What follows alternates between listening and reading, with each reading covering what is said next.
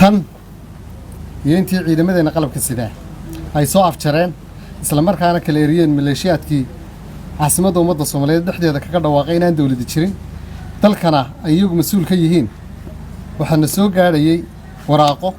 hambalyo iyo dhiirigelin ah oo inagu boorinaya inaynu adkaysano nabadgelyadeena iyo dawladnimadeena waraaqahaasi waxay naga soo gaarayeen wadamo badan oo aynu saaxiibnahay gaar ahaan wadamada Carabta oo markay maqleen caasimadda dhexdeeda oo laga leeyahay dawladda ma jirto aad u warwaray xalay ay wasaaraddeena arrimaha dibadda soo saartay warqad faahfaahsan oo ay ku soo dhaweynayaan talooyinkii ka yimid saaxiibada caalamka uguna balbalaarinayaan sida wax u dhaceen laakiin halkan waxaan idinku yeeray in shacabka Soomaaliyeed aynu u sheegno ay la wadaagtaan in waraaqahaas ay ku dhex jirtay warqad midab kale leh oo mustaqbalka dalkeena u ekaysiinaysay mid madow muddo aad u dheer Soomaaliya iyo dawladda Imaaraadka Carabtu waxa ka dhaxeeyay xiriir walaaltinimo mid dhaqan iyo mid ganacsi oo waliba aad u qoto dheer xiriirka labada dal iyo labada shacab waxa lagu tilmaami jiray walaalihii runta ah dadka Soomaaliyeed waxay muddo dheer u hayeen dawladda Imaaraadka Carabta iyo shacabkeedaba qadarin aad iyo aad u weyn ilaahay ha u naxariisto Sheekh Zayed bin Suldaan Al Nahyan wuxuu ku qornaan jiray qulubta shacabka Soomaaliyeed aadna way u jeclaayeen sababtoo ah weligood wax dhibaateynaya kuma samayn wax taraya mooyaane iyadoo waxa soo dhimi jiraan haddana muddooyinkii ugu dambeeyay kadib markii madaxda dawladda Imaaraadka u qaabilsan arrimaha dibadda ay u dhaqmeen si aan ka turjumayn walaalnimadii soo jireenka ahayd ee shacabka Soomaaliyeed iyo dawladdoodaba waxa galay shacabka Soomaaliyeed iyo dawladda Soomaaliyaba waxa galay shaki ah oo inay isweydiiyaan in Imaaraadku la jiraan iyo inay ka jiraan ummadda Soomaaliyeed hab dhaqanadoodii dulqaad iyo ilaalinta walaaltinimada ayaa dawladda Soomaaliyeed ku khasbay inay mar kasta wanaajiso xiriirka labada dal si kasta oo loo tuhmayay oo loo tabanayay oo ay wuxuu muuqdeen haddana qadarinta walaalnimada iyo taariikhda iyo xiriirka ayaa dawladda ku khasbayay in ay ilaaliyaan wanaagga haddaba maanta waxa dawladda Imaaraadka ka soo baxday warqadda aan kor u soo sheegay midabka kala lahayd oo aan meel ka waafaqsanayn xiriirka diblomaasiyadda qaynuunka caalamiga walaalnimada labada wadan iyo dhaqanka Carbeed ee ku dhisan is-ixtiraamka warqadda Imaaraadka waxa ka muuqda inaysan aqoonsanayn dawladnimada Soomaaliya oo ay dawladda inkarayaan taasoo abuuraysa in hadalkii halkan laga lahaa dorhaadii ahaa dawladda ma jirto iyo warqadda dawladda Imaaraadka ka timi ay isla socdaan warqadda waxa ka muuqda in Imaaraadku uu ka rabo Soomaaliya inay noqoto sida Yemen iyo Liibiya oo kale oo ay ka abuurto fawdo iyo barakac waana waxa shacabka Soomaaliyeed ka feejigan yihiin sababtoo ah filimada horarka ah ee fawdada ah ummadda Soomaaliyeed hore u soo daawatay mar labaadna ma rabaan inay filimada dib u daawadaan argagax iyo dawlad laanta warqadan waxa shacabka Soomaaliyeed iyo dawladdoodaba u cadaysay tuunkii ay qabeen ahaa saraakiisha arrimaha dibadda Imaaraadku inay qayb ka ahaayeen dibindaabiyadii dalka lagu hayay sanadihii la soo dhaafay oo dhan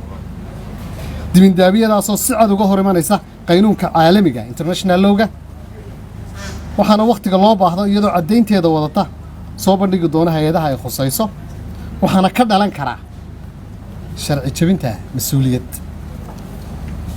waxa kale oo warqadan ka soo baxday dawladda Imaaraadka gaar ahaan wasaaradda arrimaha dibadda ay shacabka Soomaaliyeed iyo dawladda Soomaaliyeed dib u xusuusisay maalmihii la saxaxay heshiiskii 17 Sebtembar 2020 ee qaar ka mid ah madaxdii heshiiska saxaxday isla maalmihiiba ay u safreen Imaaraadka kolkii ay ka soo laabteenna ay la soo noqdeen iyagoo shuruudo cusub wata mar walbana keenaya caqabado hor leh dawladda iyo shacabka Soomaaliyeed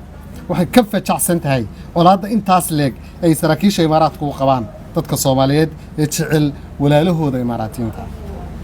dadka Soomaaliyeed waxay isweydiinayaan maxay walaaladeen ugu diidan yihiin nabadda horumarka iyo wanaagga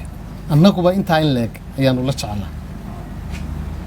shacabka Soomaaliyeed waxaan u cadeynaynaa in hadalka maanta Imaaraadku soo saaray uu yahay mid qarannimada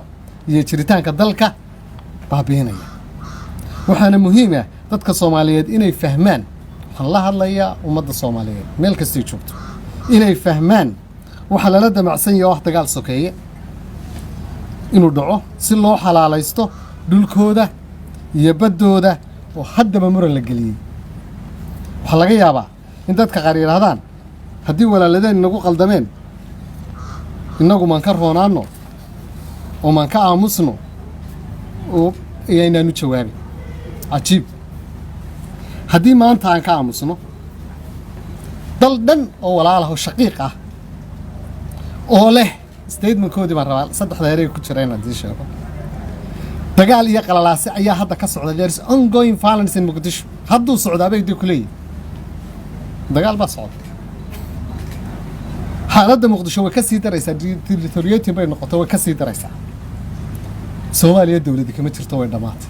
inteeran baa loo guuray waxaan ka soo baxnay 2012 ayay rabeen inay nagu celiyaan dawlad laanta hadallada warqadda ku qoran waxay xusuusiyeen markaan arkay xalay hadallada ku jiray heestii Abwaan Cabdiqays ahaa ku wiirsaad lahayd nolosha waaye aniga awoodkayga iyo waqtigaygu galino weynuhu idaayay waxba iyo lama hadhin wax alla wax runtii warqadda ku qornay la hareen ma garanayo aniga awoodkayga iyo waqtigaygu galino weynuhu idaayay waxba iyo lama hadhin dagaal iyo qalalaasi ayaa ka socda xamar bay yiraahdeen xaaladda Muqdisho way ka sii daraysaa bay yiraahdeen Soomaaliya dawladda kama jirto ay yiraahdeen haddii aan waxaas ka aamusno soo jawaabtu noqon mayso xigmadii Carbeed ee oran jirtay as-sukut calaamatu rida aamusku waxa lagu garto inaad raali ka tahay waxaad ka aamustay nidaar qabaanigii reer Syriana waa sii fogeeyay aamusko sukuutka wuxuu yiri waxa weeye waa ihtiyaaj iyo wajh iyo alam wuxuu ku aamus hadaad ka aamusto gartaada waxay ka dhigan tahay inaad hoos u dhigtay qabkaagii iyo qiimahaagii taasna haddii aanu Soomaali nahay inaanu qabkayaga iyo qiimahayaga hoos u dhigno dhaqanna uma lihin hidana uma lihin sinaan ayaanu dhaqan u leenahay inaanu bini'aadamka la simanahay Soomaaliya waa dal xor ah oo madax bannaan sida uu dhigayo axda qaramada midoobay United Nations Charter madax bannaanida dalna laguma xad gudbi karo madax bannaanidu kuma xidhna dhaqaale bad iyo balac iyo juqraafi toon dalka ugu yar ee 100 kuna iyo ka ugu badan ee 1.5 billion kaahi according to the international law waa isku xuquuq dadku way sameeyeen inna caarma dheer sovereigns are equal and have equal sovereignty all states are equal and have equal sovereignty dawladda Soomaaliyeed waxa ka go'an inay difaacdo madax bannaanideedaas qarameed waana ka tanaasulay arrinta doorashooyinka oo warqadda ku qoray waxaanu cadeynaynaa inay tahay arrin khusaysa arrimaha gudaha Jamhuuriyadda Federaalka Soomaaliya arrimaha gudaha ee Soomaaliya mala jiro dal ogolaanaya in qof waliba ka hadlo doorashada dalkiisa dal qura oo ogolaan kara in doorashadiisu ay noqoto timir xabaal taala ma jiro sababta darteed waxaan rabnaa inaan u sheegno dhammaan dunida saaxiibada iyo wadamada aan saaxiibka ahaynba in arrinta doorashadu ay tahay arrin gudeed internal and domestic affairs waxaan uga digayaa cid kasta oo ku fikiraysa faragelin inay dib uga joogsato ciddii aan wanaag iyo horumar nagala shaqaynaynin fadlan dib inagu filan faraq iyo gacmaha ayaan ku haysanaa oo cadow baanu dagaal kula jirnaa ee dib kale noogu dareen haddii aan horumarkayga iyo iftiinka dawladnimo ee noo soo baxayo ku farax gelinaynin ma samayn karno waxa ku farax gelinaya oo ah inaan istilno oo qaxno oo gumowno qofka aanay farax gelinayn horumarkeena iyo dawladnimadeena maanta waxa farax gelinaya oo garanayna taana ma samayn karno oo dib uma laaban karno ugu gabagabadii walaalaheena Imaaraadku iyo warqadoodii xalay ka soo baxday wasaaradda arrimaha dibadda iyagoo u malaynaya inaan arkayn habdhaqankooda waxay xusuusinayaan xigmadii Mawlaana Jalaaluddin Rumi ee ahayd look at my eyes. They are small, but they see animal things.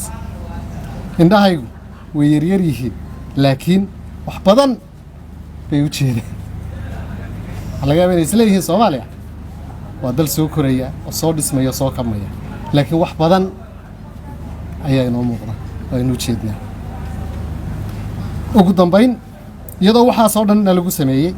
annaga oo ah dal iyo dad ka soo kabanaya burbur iyo dhibaatooyin dagaal oo aan rabin inay dib ugu laabtaan jidkii foosha xumaa waxaan dowladda walaalaha ee imaaraadka ka rajaynayaa inay noo fasirto hadalkaa gefka ku ah qarannimada iyo jiritaanka ummadda Soomaaliyeed khaladka ay gashayna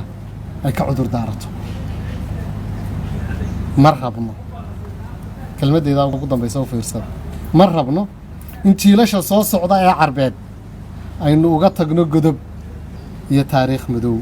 oo dhaxal siisa inay noqdaan qaar aan isu hiilin oo isnacab mar rabno in jiilasha soo socda ee carbeed aynu uga tagno godob iyo taariikh madow oo dhaxal siisa inay noqdaan qaar aan isu hiilin oo isnacab aad iyo aad baa u mahadsantihiin su'aaluhuna way inoo furan yihiin waxaa tiri dowladda Imaaraadka qoraalkeeda waxa ku jira in dagaal uu Muqdisho ka socdo madaafiicdii iyo rasaastii habeenka dhaweyto caruurta iyo waayeelka hurdada ka sameeyay magacan dagaal ahayn oo aad inta bixinaysaan baa jira arrintaa waa tii ra'iisul wasaaraha Jamhuuriyadda Federaalka Soomaaliya Maxamed Xuseen Roble sida fiican uga hadlay dhammaan caalamkana fariintaasi way gaadhay in magaalada dhexdeeda lagaga dhawaaqay inaan dowladda jirin oo maleeshiyad yiraahdeen dawladda ma jirto annaga meesha ka dawladda marka su'aasha waxaan maleynayaa jawaabtii su'aashaadu waad qaatay ra'iisul wasaaraha ka jawaabay dawlad kale oo aqbali lahayd dunida state house-ka Nairobi ama aradkiile odaga Addis Ababa ama Djibouti haddaad madaxtooyada horteeda ayaan odhanayaa dawladda ma jirto adaa garanaya magacaadu bixinayso